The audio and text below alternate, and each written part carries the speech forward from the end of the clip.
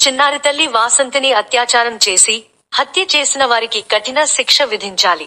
నంద్యాల జిల్లా పగిడ్యాల మండలం ముచ్చుమర్రి గ్రామంలో 5వ తరగతి చదువుతున్న 8 సంవత్సరాల వాసంతిని అదే గ్రామానికి చెందిన 3 మైనర్ విద్యార్థులు మాయమాటలతో ఊరు బయటకు తీసుకెళ్లి అత్యాచారం చేసి హత్య చేసి మాల్యాల ఎత్తిపోతల కాలువలో మృతదేహాన్ని పడవేసిన సంఘటనలో అభం శుభం తెలియని చిన్నారిపై రాక్షస క్రీడ చేసిన నిందితులను కఠినంగా శిక్షించాలని మహికిషోర్ ఫౌండేషన్ చైర్మన్ మహేశ్వరమ్మ కోరారు. ఇటువంటి సంఘటనలు మరలా పునరావృతం కాకుండా నిందితులపై కఠినమైన చర్యలు తీసుకోవాలని కోరారు. నమస్కారం. నేను మహేశ్వరమ్మ సోమవారపు మహికిషోర్ ఫౌండేషన్ చైర్మన్ ని. సమాజంలో ఆడపిల్లల వైపు జరుగుతున్న కార్యక్రమాలు చాలా ఇబ్బందికరంగా ఉన్నాయి.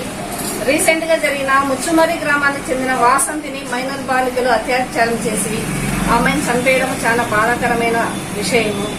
ఇటువంటి పిల్లలు మైనర్ పిల్లలకు అవగాహన లేకుండా తాగుడుకు వేరే జూదాలకు అలవాటు పడిపోయి వాళ్ళు చెడుగావులు పడుకుంటూ వెళ్ళిపోతున్నారు.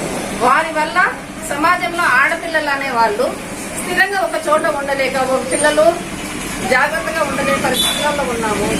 గాంధీ మహాత్ములు చెప్పినట్టుగా మనం మధ్యరాత్రి స్వేచ్ఛ వద్దు ఆడపిల్లలకి. కనీసము పగటిపూట అయినా అమ్మాయిలు కానీ చిన్న అమ్మాయిలు కానీ పెద్ద అమ్మాయిలు కానీ అందరూ సమాజంలో తిరిగేదానికి స్వేచ్ఛనివ్వాలని సమాజాన్ని కోరుకుంటున్నాము. ఈ వాసంతిపై చేసిన అరాచకానికి ఈ మైనర్ బాలికల బాలురు అయినప్పటికీ వారికి కఠినంగా శిక్షను విధించాలని, ఆ శిక్షను చూసి మరి ఒక వాళ్ళు ఇటువంటి పని చేయకుండా ఉండడానికి ఉండేటట్టుగా శిక్షను విధించాలని నేను ప్రభుత్వం వారిని కోరుకుంటూ ఉన్నాను. ప్రతిరోజు మనము టీవీలలో వార్తలలో ఆడవారిపై జరుగుతున్న అగత్యాలను చదువుతూ ఉన్నాం, చూస్తూ ఉన్నాం. ఇటువంటి సమస్యలు మళ్లీ పునరావృతం కాకుండా ఉండేటట్టుగా గవర్నమెంట్ గట్టిగా దానికోసం ప్రయత్నం చేయాలని కోరుకుంటున్నాం. చేసిన ఒక పిల్లవాడి వల్ల వాళ్ళ కుటుంబం కూడా తొలగించుకునే పరిస్థితి ఉంది.